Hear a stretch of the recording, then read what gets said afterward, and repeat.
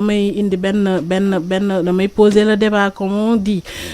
gis nañ lu ni mel ba mu amee question yu bëri sulleeku na mooy ndax fugitif war nga ko jox parole ba tax sax ñenn ñi di yëkkati ay si on peut l'appeler comme ça jurisprudence ñenn ñi di wax ci kaawu Pierre-Edouard Faye bi interrogé woon Sonko donte kaa yi bokkul après di nga ci ñëw dama lay bàyyi le soin yow nga wax si ñeneen ñi di soulever li nga xamante ne bii moo di Sud FM ba mu daal di ca 2005 daal di interroger ki lee di Salif Sadio donte yi tamit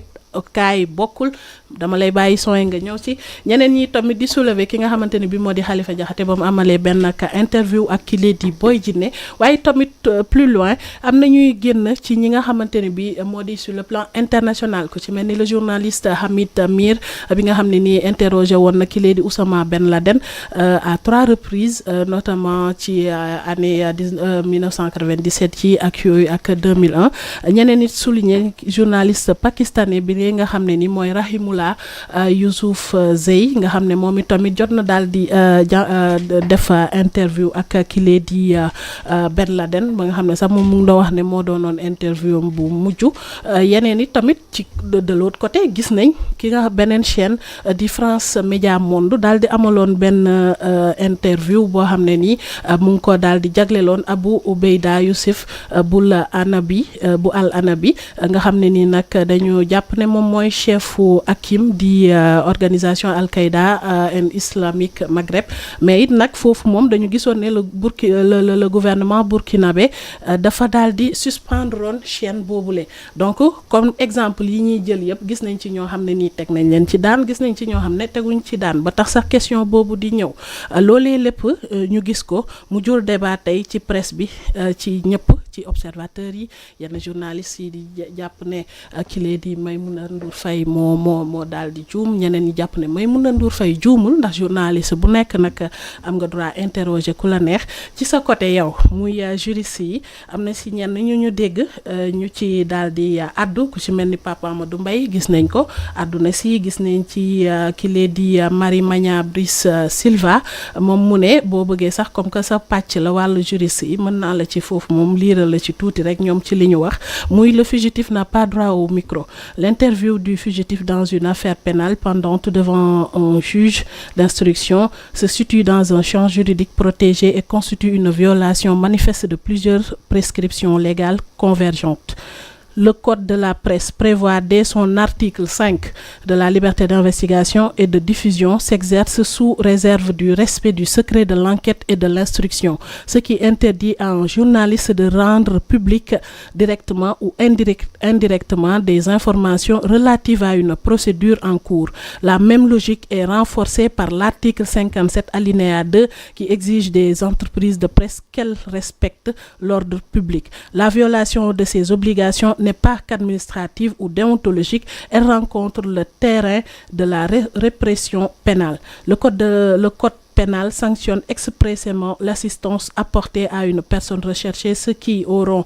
soustrait ou tenté de soustraire le criminel à l'arrestation ou aux recherches ou l'auront aidé à se cacher ou prendre la fuite seront punis d'un emprisonnement de 2 mois à 3 ans et d'une amende de 25 000 francs à 1 million de francs CFA. Entre parenthèses, Code pénal sénégalais, article 47 alinéa 2, constitue un acte d'assistance à la mise à disposition d'un canal médiatique permettant aux fugitifs de se maintenir dans la clandestinité tout en organisant publiquement sa défense en dehors du juge d'instruction. La démarche perturbe la finalité même de l'instruction et entre